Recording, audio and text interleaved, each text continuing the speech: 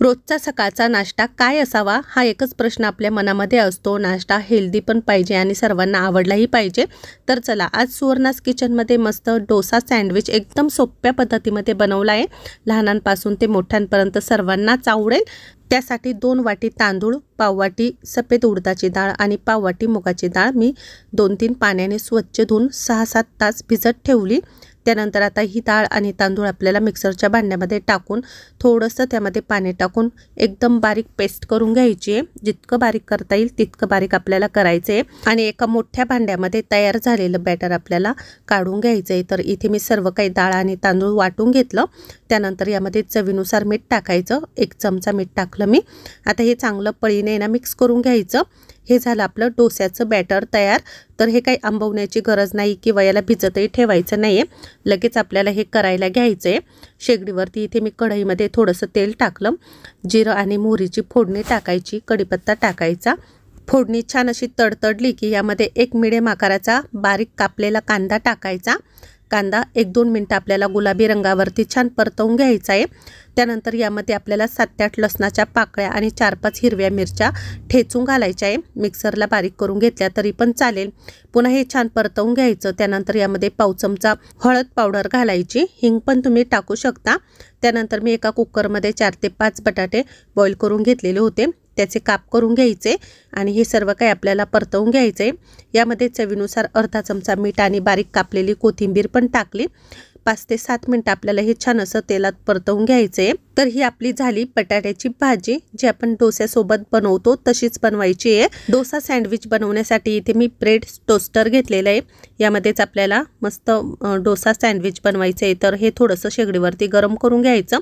त्याआधी याला थोडंसं मी तेल लावून घेते, म्हणजे पदार्थ त्याला अजिबात चिटकणार नाही। आता यामध्ये मी 1 पळी डोस्याचं बॅटर टाकते। तर अशा प्रकारे सर्व बाजूने आपल्याला ते पसरवून ठेवायचं आहे।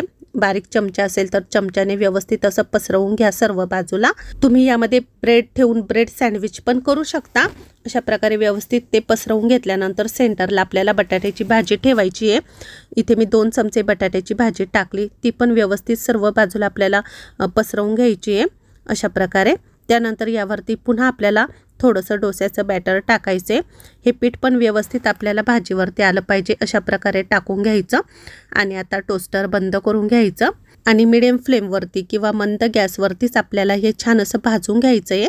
सुरुवातीला थोडासा गॅस मी मोठा केला, पण नंतर गॅस बारीक करूनच आपल्याला दोन्ही साईडला हे चांगलं शेकून घ्यायचं आहे। तर असं थोडंसं फिरवत राहायचं शेगडीवरती। 2-3 मिनिटांमध्येच डोसा सँडविच आहे ना खूप छान मस्त आतून शिजला जातो आणि त्यानंतर मग तो काढून घ्यायचा। तर हे बघा असं उघडून बघायचं, थोडंसं कच्चं वाटलं तर पुन्हा त्याला शेकवायचं।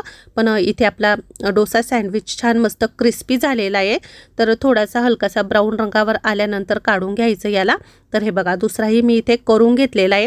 मस्त इथे सकाळी सकाळी आपण असे गरमागरम डोसा सँडविच करू शकतो। तर चॉपिंग बोर्डवरती काढून घेतले आणि आवाज तुम्ही बघू शकता, एकदम मस्त क्रिस्पी झालेले आहे। मधोमध याला आहे ना काप द्यायचा आहे सुरीने। इथे मी डोस्याचं बॅटर वापरलं, पण तुम्ही इथे रवा, दही, पाणी, मीठ मिक्स करून आहे ना 10-15 मिनिटं भिजत ठेवा आणि त्याचं बॅटर वापरा। ते पण अशाच प्रकारे करा, तेही ब्रेड सँडविच खूप टेस्टी लागतात। तर अशा प्रकारे मी हे कट करून घेतलंय, तर एकदम ओरिजिनल ब्रेड सारखा दिसतोय ना। तर आता आपल्याला हे चटणीसोबत खायचं आहे, तुम्ही नुसतेही खाऊ शकता, टोमॅटो सॉससोबत खाऊ शकता। तर इथे मी ना शेंगदाणा खोबऱ्याची चटणी बनवलेली आहे, त्यासोबतच खाणार आहे। अशा प्रकारे आज आपण हे छान मस्त डोसा सँडविच बनवलेले आहे। तुम्हाला जर माझी रेसिपी आवडली तर नक्की करून बघा आणि मला कमेंटमध्ये सांगा कशी झाली। पुन्हा अशाच नवनवीन आणि पारंपरिक रेसिपी सोबत आपण परत भेटू। तोपर्यंत सर्वांना बाय बाय।